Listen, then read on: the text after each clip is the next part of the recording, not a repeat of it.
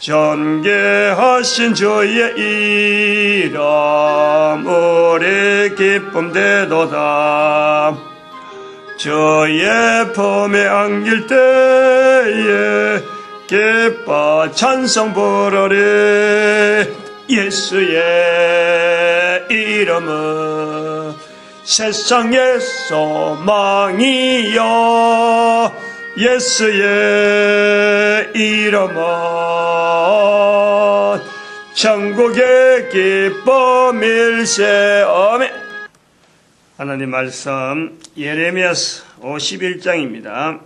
예레미야서 51장 1절에서 32절까지 말씀 교독합니다. 1절 말씀 제가 먼저 받들어 봉독드립니다. 여호와께서 이같이 말씀하시되 보라 내가 멸망시키는 자의 마음을 일으켜 바벨론을 치고 또 나를 대적하는 자 중에 처하는 자를 치되. 예레미야서 51장입니다. 예레미야서 51장은 좀 길어서 중간에 반을 잘랐습니다.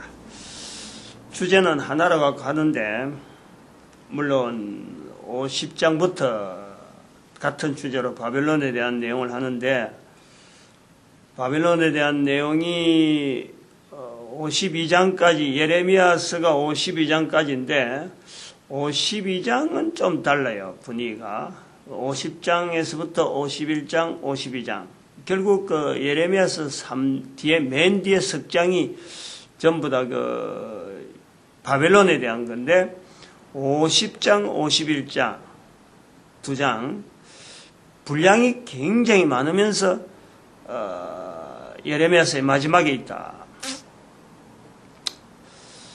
50장도 두 번 갈라서 했는데 51장도 이제 두 번 가릅니다. 두 번 가르는데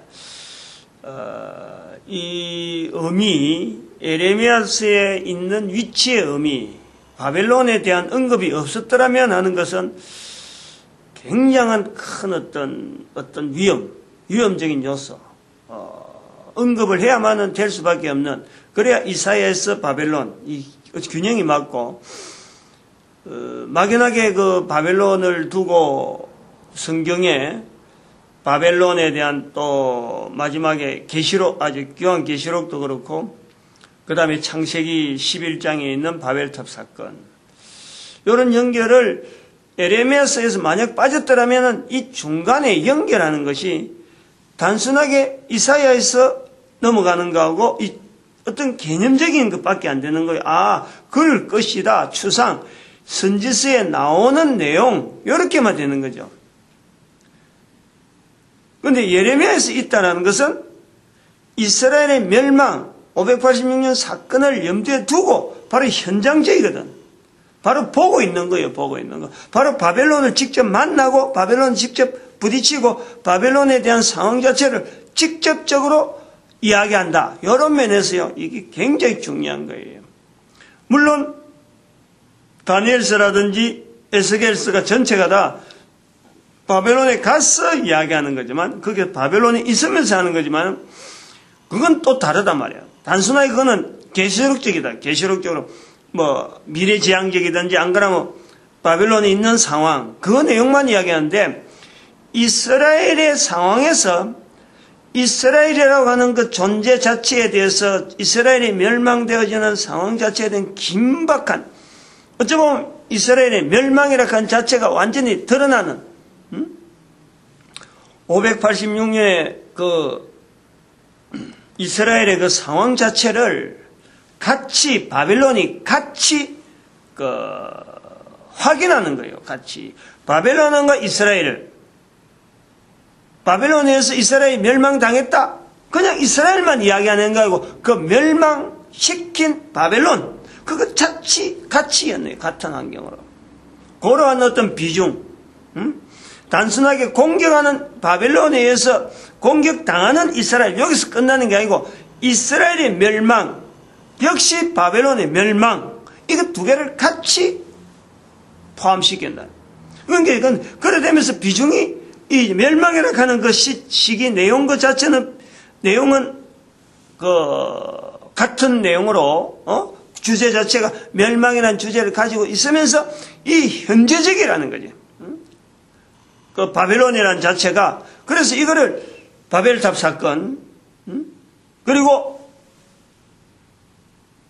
창세기 3장에 있는 사탄의 정체, 여기에서 연결이 덤성덤성하게 툭툭툭 뛰어 넘어가야 결국 계시록에 나오는 예수님 오시고 난 뒤에 계시록에 가서 표현되어지는 바벨론이 전체적으로 하나의 통으로 이렇게 쫙 깨지는 거예요. 우리가 지금 그 내용을 지향해야 된다네요. 바로 이런 내용. 현재적으로 지금 1945년에 이스라엘의 회복이라고 하는 그 사건을 염두에 두고 주변에 있는 나라들과 이스라엘 사람들과 싸움, 끊임없는 싸움, 마치 성경에 있는 기록에서 대리전처럼 수천 년 전에 있었던 그 대리전처럼 바벨론이라는 그 상황 자체를 하나에 두고 이스라엘이라는 상황을 두고 586년 이전에 있는 또 마치 586년의 사건처럼 BC 상황처럼 싸우는 상황으로 보면 안 된다 이거지. 마치 대립적인 존재로서 바벨론을 두면 안 된다는. 왜?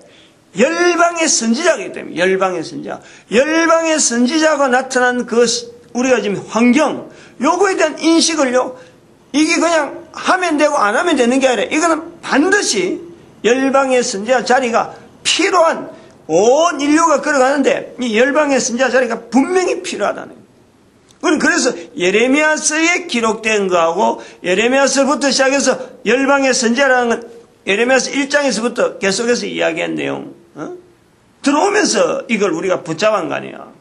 이런 내용을 갖고 연결하려고 생각이나 했겠어요.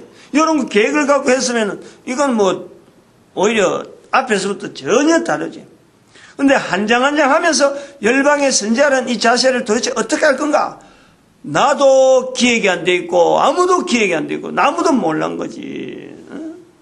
대한민국 사람 중에서 이런 걸 갖고 연구를 해갖고 발표를 한 사람이 있으면 이제 앞으로는 모이겠죠. 하나님께서 각 사람마다 계속해서 조명하는 게 있으니까 모이겠지. 근데 현재로는 책에도 어디 기록된 데 없고 정보도 없고 아무것도 없는 거예요. 그건 단순하게 외치고 한 장 한 장 넘어오다 보니까 지금 바벨론에 대한 내용을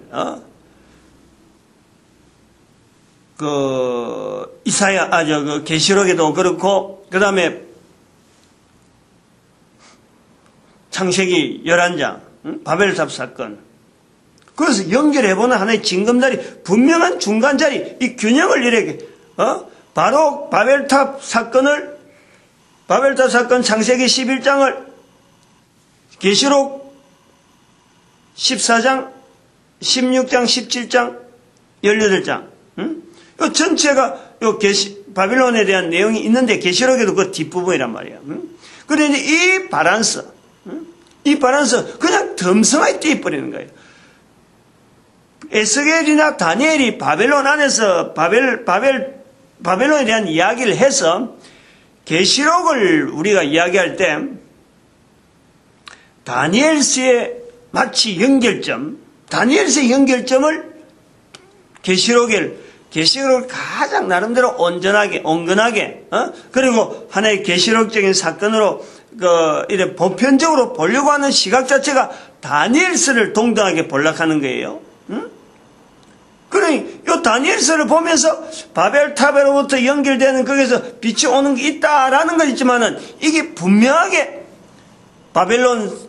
바벨탑 사건하고 계시록 사건을 바로 연결하지 아니하고 다니엘서를 비춰보면서 다니엘서와 비슷한 것이 계시록이다 하고 보는 거예요. 그게 뭐 때문에 그렇느냐? 바벨론이 있기 때문에 그렇다. 바벨론. 그러나 꼭 그 관점을 바꿔버려야 돼.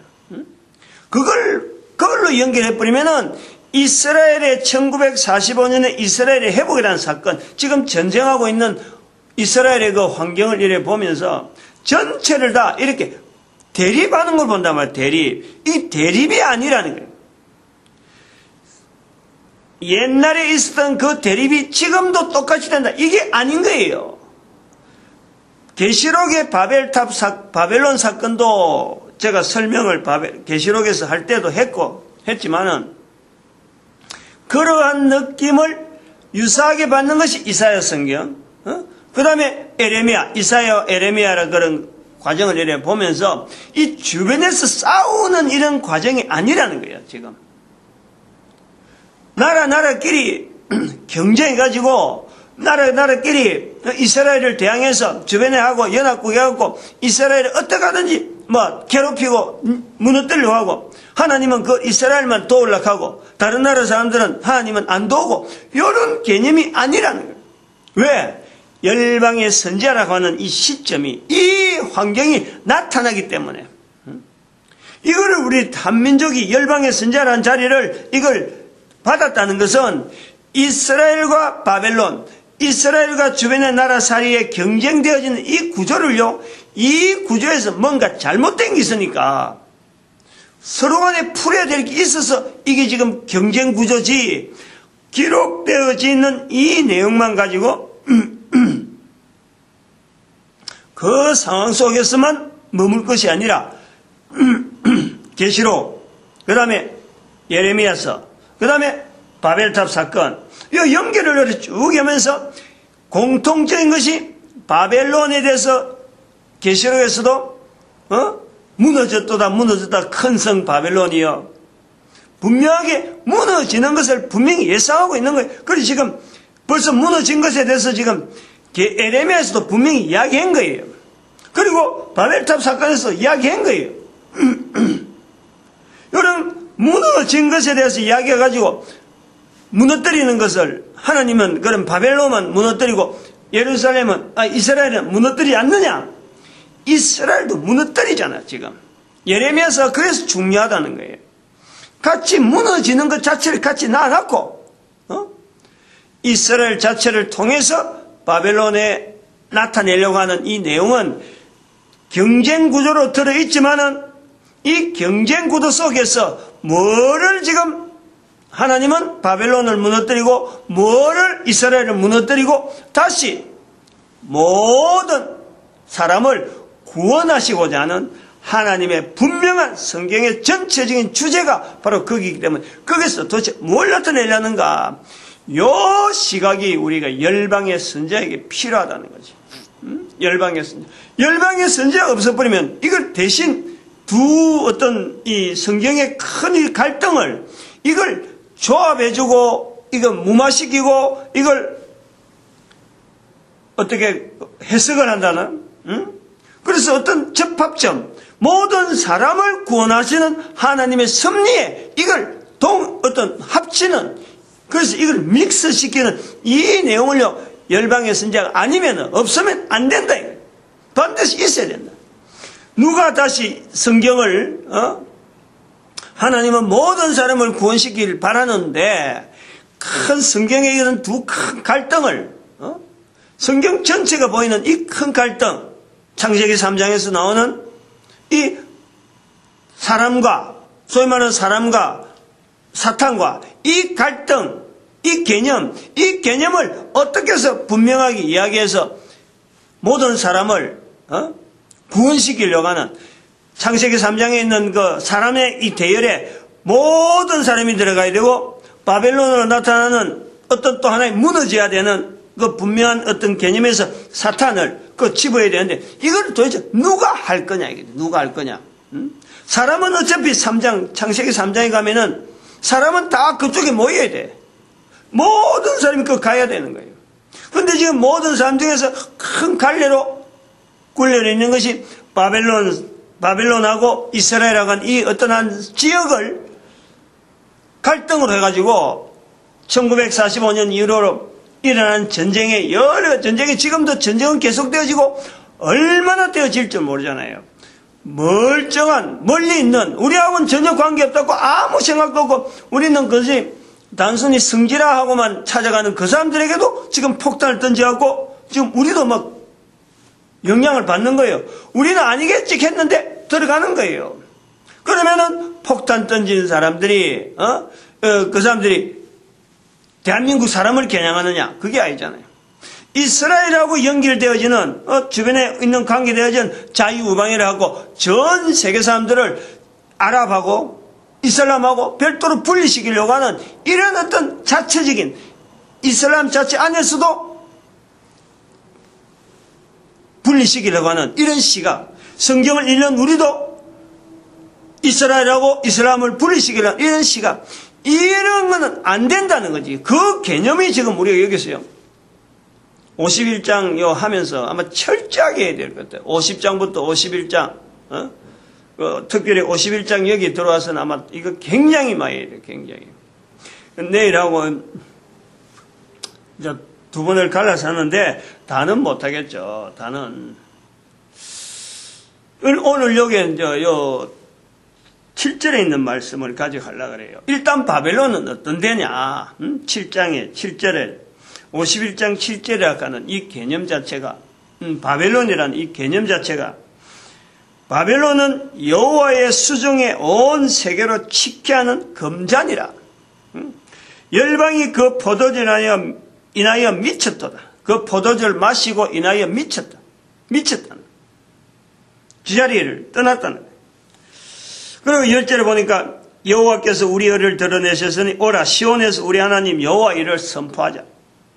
이 바벨론하고 이스라엘하고 자체를 완전히 한 장에서 지금 완전히 분리시키고 있잖아요. 그런데 이렇게만 보고 지금 1940원 이스라엘 회복해가지고 지금 있는 그 자체를 상황을 보면서 이스라엘과 주변에 있는 나라들과의 전쟁 자체가 불가피하다. 이렇게 단정 지으면 안 된다. 왜? 열방의 선지자가 있기 때문에. 그래서 열방의 선지자의 개념이 뭐냐니까 이 두 것은 나라로 지역 자체에 대한 상황을 우리가 보는 거지. 이스라엘이라는 지역 자체가 하나님께서 여기에 이스라엘 백성들을 별도로 두어가지고 여기서 훈련시켜야 되겠다. 하나의 지역으로 보고 그 지역에서의 장소에서의 완료. 더 이상 이제 요 환경에서 하나의 그 환경 자체를 이제는 보지 않고 더 이상 교육의 환경에서 이제 여기 끝났다. 지역에 있는 사람들을 전부 다 바벨론에 섞고 바벨론에 있는 상황을 분명히 보고 또 바벨론으로 여기 와서 자기들이 저질러서 완전히 분쇄시키는 이 자체도 하나님의 도구란 말이야. 도구. 장소에 장소 이전시켜서 보는 거예요. 그 장소에 가본 적 완전히 이거는 그 우상을 섬기는 덩어리로 지금까지 계속 넘어온 거예요. 이스라엘은 하나님을 바라보고만 있어서 그 속에서 나름대로 덕을 많이 반 거예요. 덕을. 그런데 거기는 가본 적, 바벨론에 가본 적, 하나님의 은혜라고 은혜는 다무지 나타날 수 없고 여기 있는 사람이 어떻게 여기서 이렇게 살 수 있었는가? 같은 사람으로서 이걸 서로 비교하는 거예요. 이스라엘은 그걸 보게 한 거예요. 그래서 그걸 느끼고 그걸 보고 도무지 이런 데서 살 수 없는 이런 데서 살아왔던 사람에 대해서 하나님의 은혜, 이스라엘을 지금까지 자기들이 보호했다 그러면은 이 사람들도 지금까지 유지했다면은 이들에게도 은혜가 필요한 장소예요. 은혜가 필요한 이 사람이란 말이야, 사람. 그 장소적인 교체를 우리가 보는 거예요. 서로 간에 크로스 체크를 하는 거예요. 자기들의 좋은 점, 그것도 좋은 점, 여기 나쁜 점, 그거 나쁜 점, 이거 두 개를 섞는 사건을 이 586년의 사건으로 보자. 그걸 누가 하냐? 열방의 선지자. 그래서 필요하다는 거예요. 그래서 이 금잔이라는 것, 사람을 치게 하고 사람을 미치게 하는, 그러고 이스라엘 백성들에게는 이스라엘이라는 자리 자체는 시온에서 하나님 여호와 이를 선포하는, 그것을 선포를 해야 되는, 여기서 선포하는 환경이 안 돼 있다 보니까 그것을 보고도 선포할 수 없어가지고 나중에 예수님 오셨을 적에 이 개념을 이스라엘 백성들이 나타내지 못하니까 자기들이 바라보는 자기들 나라에만, 이스라엘의 나라에만 그리스도, 다윗, 그리스도를 기다리다 보니까 예수님이 이 땅에 오셨더라도 바로 예수님을 십자가에 못을 박을 수밖에 없는 이스라엘의 한계점이라. 큰 굴레를 그렇게 봐야 열방의 선지자가 가는 이 환경이요, 이것이 그냥 막 구호만 가지고 나가는 게 아니라니까. 내 자신이 엄청나게 여기서요 도전을 받고 생활을 바꾸고 어떤 시스템을 바꾸고 어마어마한 어떤 그런 어떤 변화, 이거 자체를 내적으로 이거 큰 경량을 일으켜야 돼. 바벨론에서 멸망당한 이스라엘 586년 사건을 기록한 예레미야서의 이 사항을 보면서 내 스스로 한 개인이 국가면 국가, 열방의 선지자를 하는 이 자리를 우리가 붙잡은 그 자체는 그냥 평온하게 선지자 일을 하는 선지서의 일이 아니고, 또 왕들이 있는 앞에 있는 나라가 편안하게 운영되던 그런 상황이 아니고, 지금 여기는 큰 문화의 어떤 충돌, 큰 어떤 지금 격변기, 하나님께서 또 말씀하시는 또 내용이 하나 있잖아요. 다음에 나오나? 내일 나오나? 여기.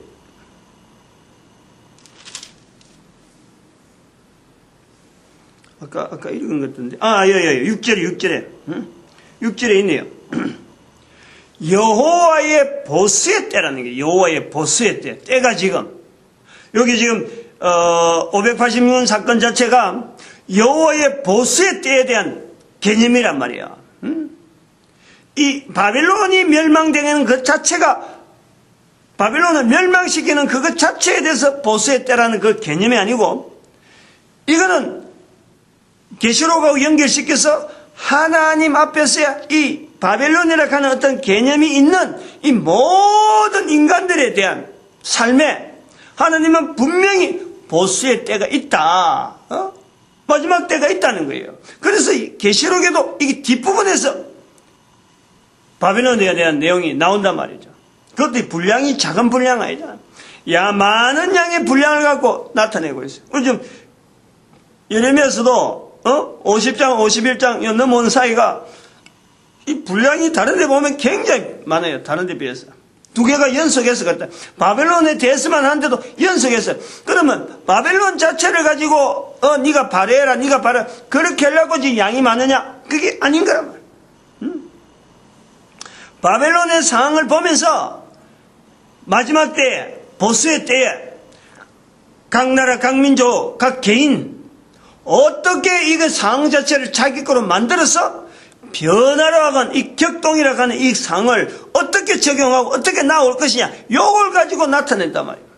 이런 내용을 열방의 선지자가 객관적으로 이스라엘은 이스라엘대로, 바벨론은 바벨론대로 이 두 개를 어떻게 하든지 하나의 조화로서 하나의 단어로 할 수 있는 것은 뭐냐니까, 하나님은 모든 사람을 구원시키신 하나님이지, 바벨론 사람은 우상 숭배하는 장소에 있으니까 멸망시키려고, 이스라엘 백성들은 가나안 땅에 있으니까 어떻게 하든지 보호시키고 하고, 그건 아무런 혜택도 어떤 위험도 없이 그냥 그대로 세우려는 이런 내용이 아니라니까.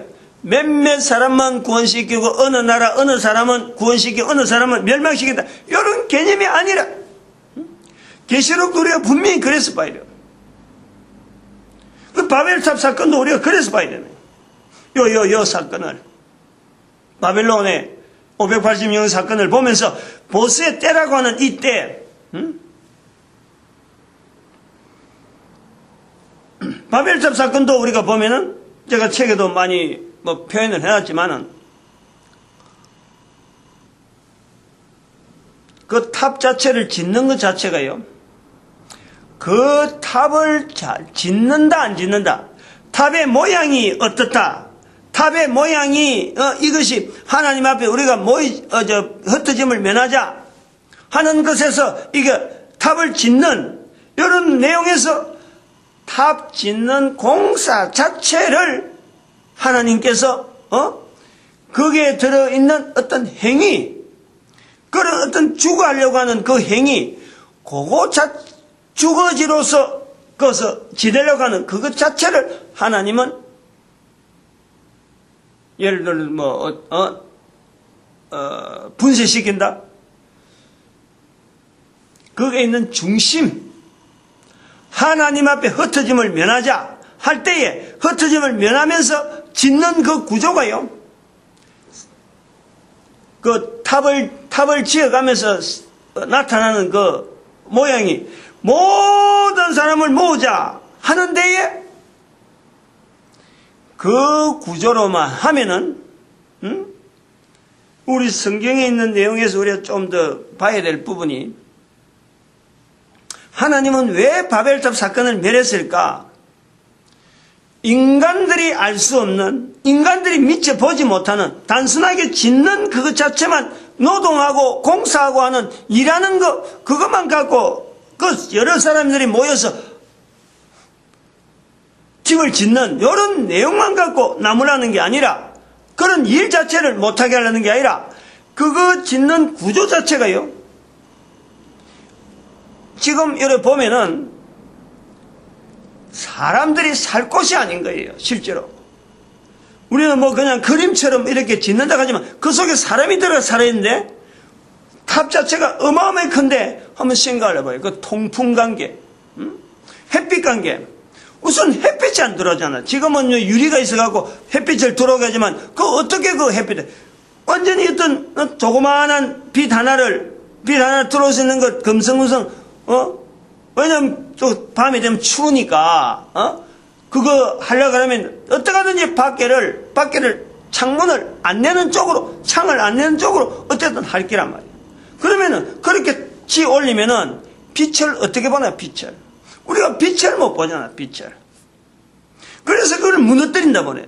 구조 자체가, 그 구조물 자체가 그 당시에 지어서는 안 될 만한 상황 되니까 하나님께서 무너버려요. 왜냐하면 사람이 죽어버리니까.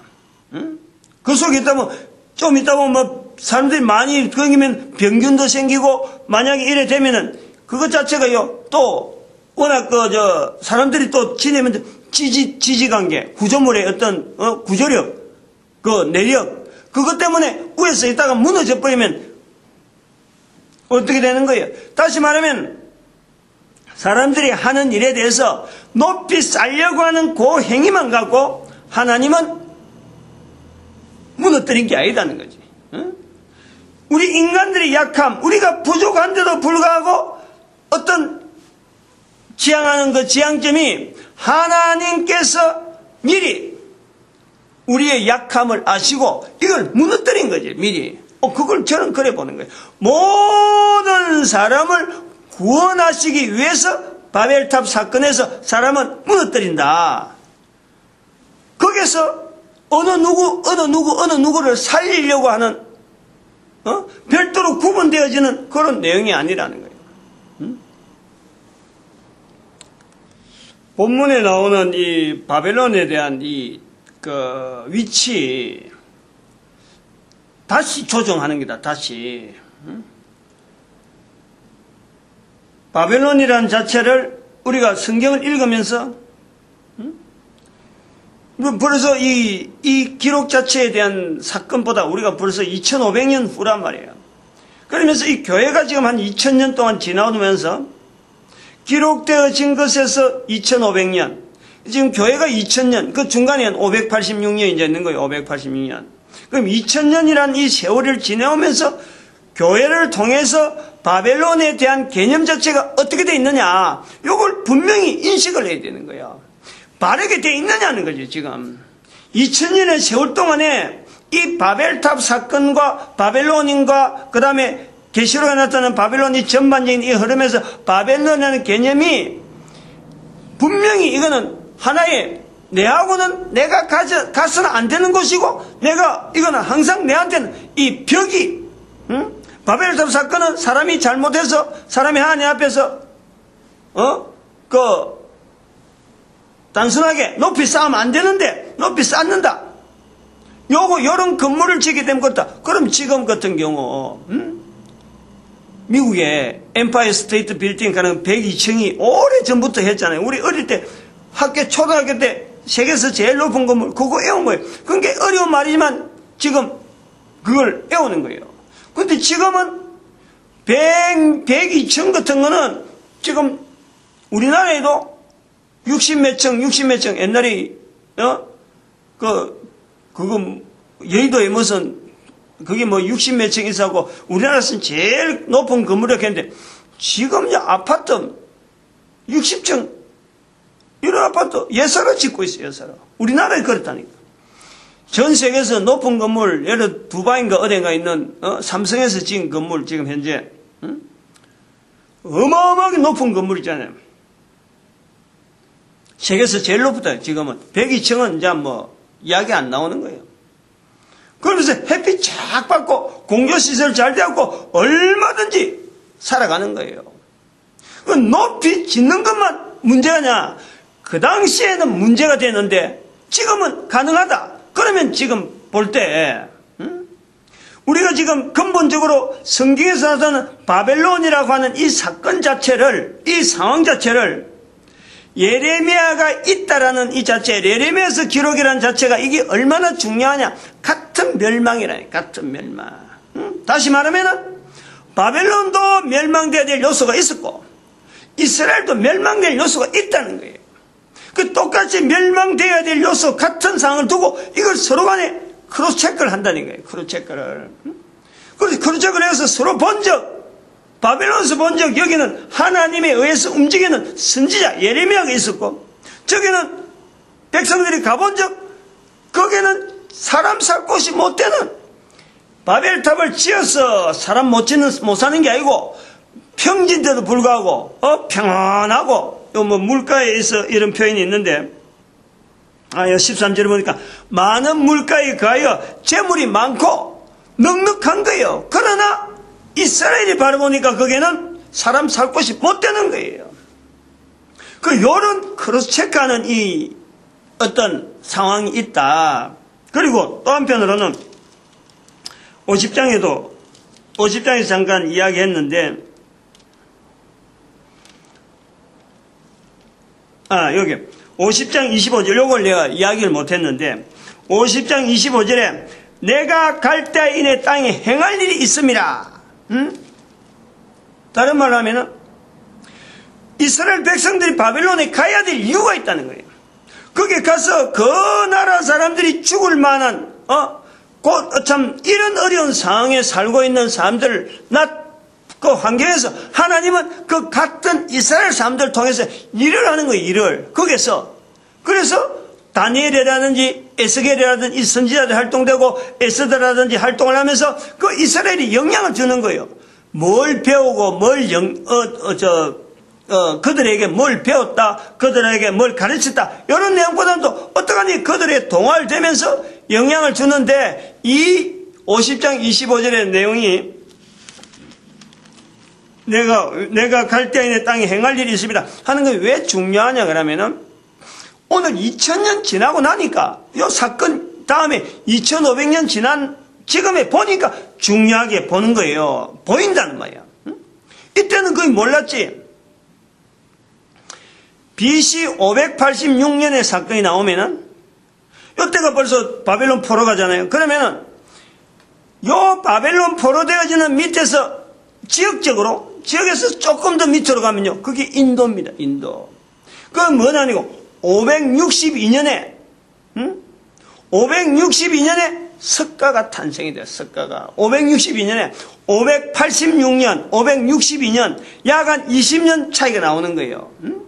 586년 그 다음에 여기 562년 가면 24년이 나오는 거예요. 즉 말하면 20몇 년 동안에 영향을 준 그 바벨론을 통해서 페르시아로 나중에 페르시아가 되면서, 페르시아가 나중에 인도하고 국경이 되어지거든. 인도. 그만큼 페르시아가 그쪽으로 막 영향을 많이 미치는 거예요. 바벨론은 이쪽으로 그 큰 땅을 가지고 이쪽으로 영향을 미치면, 페르시아는 나중에 더 바벨론보다 더 지경을 넓혀서 인도하고 국경이 되는 거예요. 그런데 그게 인도에 서로 주고받는 문물, 교류, 나라가 어떻게 됐다 하는 이런 정보들이 주고받는 자료들이 글로 쓰기 귀할 때, 글이 남아있기 귀할 때에 바벨론에 이스라엘에서 포로되어졌던 바벨론에 같은 사람들이 인도에 나중에 페르시아로 바뀌면서 인도에 영향을 주는 상황을 우리가 본다는 거예요.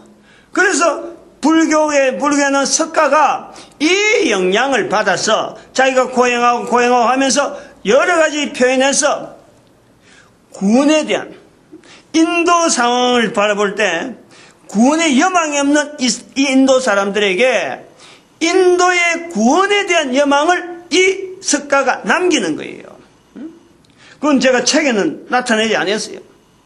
단순하게 그거는 내 개인적인 어떤 생각이지. 그러나 분명히 영합했다. 그 구원이란 언어에 대해서 석가가 예수라는 이름이 바로 구원이잖아, 구원.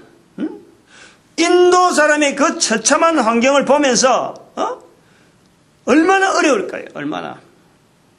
바벨론은 그래도 바벨탑이나 페르시아는 상당히 문화가 발달하고 여러 가지 기술적인 것이 오래전부터 여기는 그 천문학이라든지 이런 게 굉장히 발달해서 굉장하게 그 과학적인 여러 가지 어떤 그에 대해서. 그런데 인도는 나름대로 막 낙후되고 지금도 인도 사람들 그 차이를 봐봐. 문명의 차이. 얼마나 자국 내에서도 얼마나 사람들이요 힘드는지.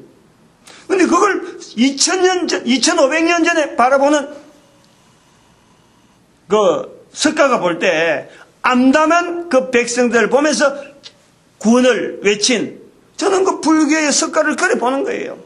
나중에 마호메트도 나옵니다만 이게 전체가 열방의 선지자 자리에서 우리 볼 때 하나님께서 시대마다 심겨놓은 하나의 사람들 감동시켜서 어떻게 하든지 사람들 다른 사람을 구원시키려고 하고 올바른 길에 들어서게 만드는 사람들을 하나님을 감동시켜서 시대마다 준비하는 한 장의 발걸음을 보려는 거예요.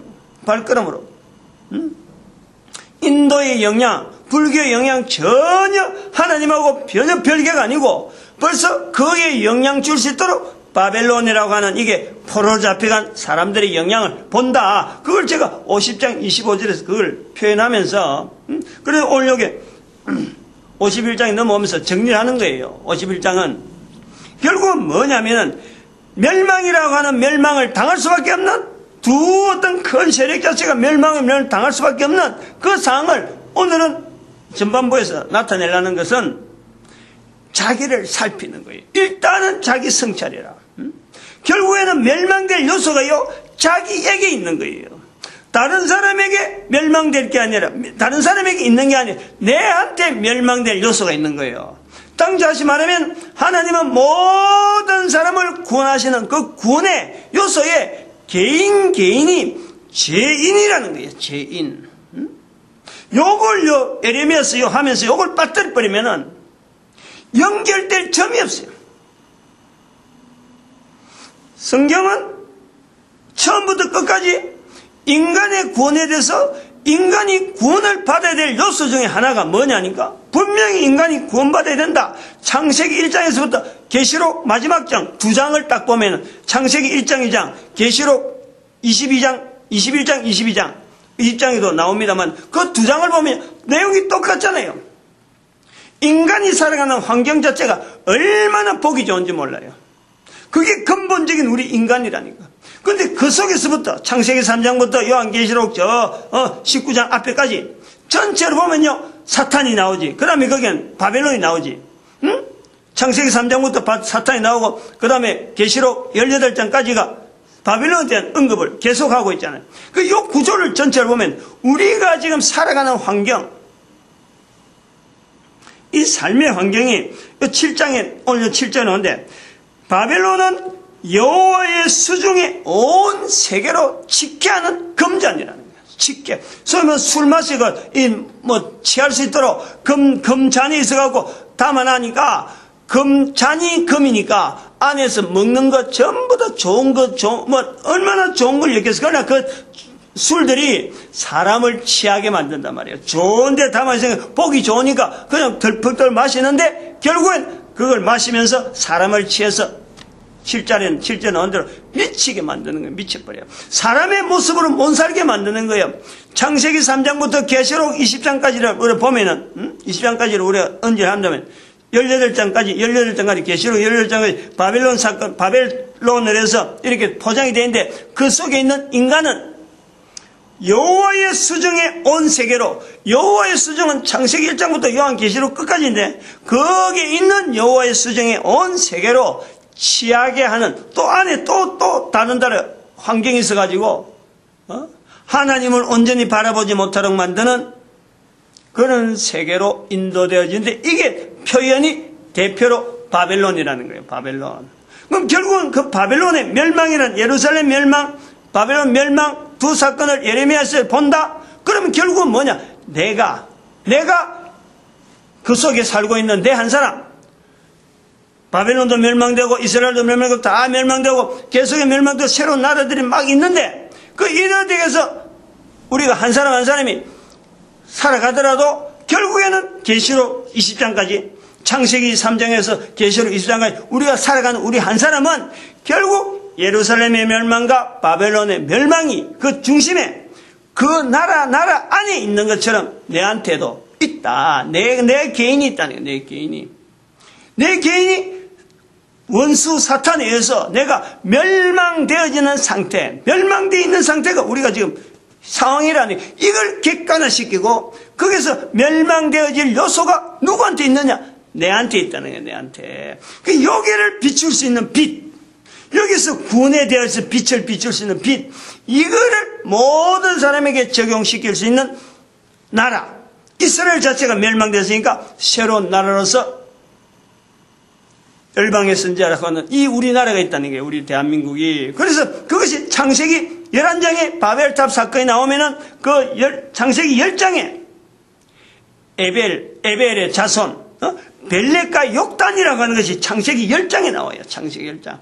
그래서 바벨탑 사건은 창세기 10장에 있는 벨렉과 욕단의 사건에서 하나의 연장되어져서 그때가 언제냐? 이런 사건이 일어난 10장에 일어난 사건이 언제냐? 그걸 나타내기 위해서 바벨탑 사건이 거기서 언급이 되어진다. 오히려 창세기 11장에 있는 사건이 부수적이고 창세기 10장에 있는 벨렉과 욕단이 주라는 거예요. 그게 제가 주장하는 거예요. 그 벨렉의 후손이 아브라함으로 나오고 욕단의 후손, 두 형제가 벨렉과 욕단인데 욕단의 후손은 바로 동쪽으로 넘어가고 성경의 기록이 끝나버리는 거예요. 기록이 끝났는데 그 추정을 해서 나온 것이 바로 우리 한반도.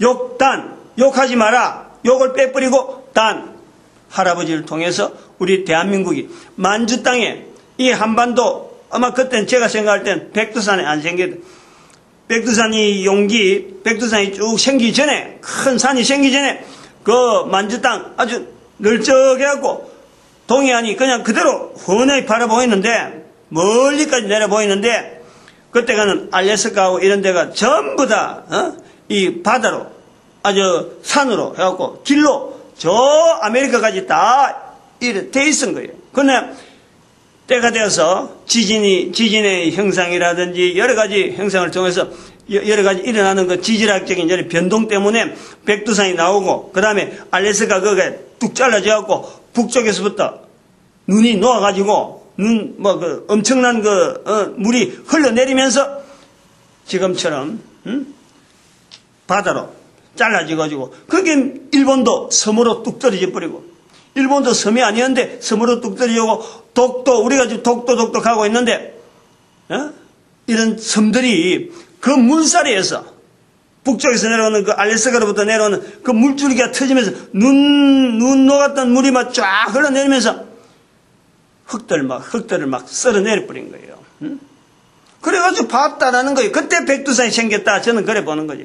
그럼 우리가 열방의 선지자가 이 만주 땅이라 하는 이 만주 땅에 대한 이 어떤 기대, 그 우리가 남한 북한 이거 지금 전제는 잘라져 있지만 이거 자체가 전체로서 일본하고 다 해서 만주 땅에 올라가서 하나님께서 욕단의 후예에게 주신 이 홍인간을 외쳐야 될 때, 이런 것이 보이는 거예요. 근데 이런 것 자체가 어디서 근거에 찾았냐? 성경에서 기록되어진 내용을 통해서 이 전반적인 구조에서 벨렉과 욕단의 과정을 하나의 갈등으로 보지 않아요. 이 벨렉과 욕단은 어떤 형제도 갈등을 아니고 하나님 앞에 주어진 사명, 이스라엘 자체가 받는 사명 자체는 벨렉에게, 이스라엘 사명 외에 또 다른 하나님의 사명이 있는 것이 바로 홍인간은 우리가 주어진 거로 보는 건데, 근데 그걸 몰랐는데 욕단에게 그런 사명이 있는 모르고 단순하게 하나님의 명령에서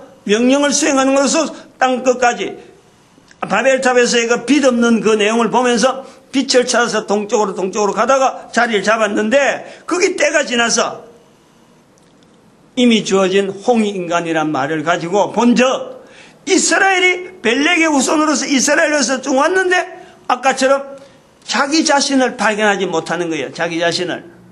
이스라엘이 멸망될 수 있는 그 요소를 못 받고 그 간 이유를 분명히 하나님께 주신 엄청난 사명, 바로 그걸 깨닫지 못한 거예요.